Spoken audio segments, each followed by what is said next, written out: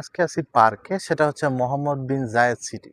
আবুধাবিতে অনেকগুলো পার্ক আছে। আপনি সাধারণত ইউএইর মতন জায়গায় সব জায়গায় কম বেশ পার্ক থাকে। এই যে পার্কগুলো, এটা হচ্ছে এই পার্কের নাম। এদিকে ইউএইতে আপনি যেই সমস্ত রেসিডেন্সি এরিয়াগুলো থাকে সেই দিকে আপনি গেলেই দেখবেন ছোট ছোট এরকম বসার টুল থেকে শুরু করে আপনার এইরকম গাছ লাগানো থেকে শুরু করে পার্ক থাকে। তাই এখানে দেখুন সুজলা সফলা শস্য শ্যামল ভরা আমার যে বাংলাদেশ আছে, সেটা রাস্তাঘাটে যেই জিনিসগুলো আপনা আপনি হয়ে যায় সেগুলো সেখানে অনেক অনেক পরিশ্রম করে তারপরে এখানে লাগাতে হয়।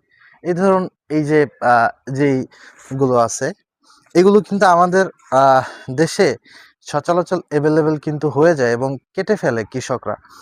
কত কষ্ট করে কঠিনভাবে পাইপ দিয়ে পানি দিয়ে এগুলোকে জীবিত রাখতে হয়। আসলে আমাদের সেই বাংলাদেশটা, সেটা হচ্ছে আসলে একটা সোনার বাংলাদেশ। এই সোনার বাংলাদেশে হয় না এমন কিছু নেই। আপনি দেখেন না, একটা বীজ আপনি বাস ফেলে রাখলেন, সেখানে চারা গজিয়ে গেল।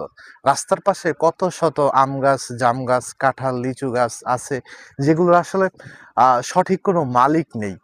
জায়গা সূত্রে, জায়গা জমিনের সূত্রে অনেকে অনেকে মালিক হয়ে যায়। কেন? কারণ হচ্ছে সেখানে কেউ একটা আম খেয়ে বীজ ফেলেছিল, সেখান থেকে আমের কিন্তু গাছ হয়ে গেছে। ঠিক এইরকম কিন্তু এই দেশে হয় না। আমাদের দেশটা, এত সুন্দর দেশটা আসলে নষ্ট করলো কারা? আসলে নষ্ট করেছে রাজনীতিবিদ বা অপরাজনীতিবিদ যারা আছে তারা।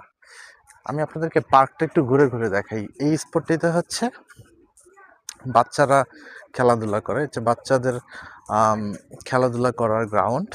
আর বাকি যে পুরো জায়গাটা দেখছেন, এটা পার্কের প্লেস।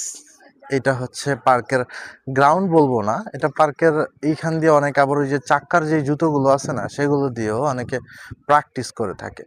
এগুলো আরো সুন্দর করে রাখছিল। বাচ্চারা অনেক অনেক ক্ষেত্রে এগুলো আসলে পাশের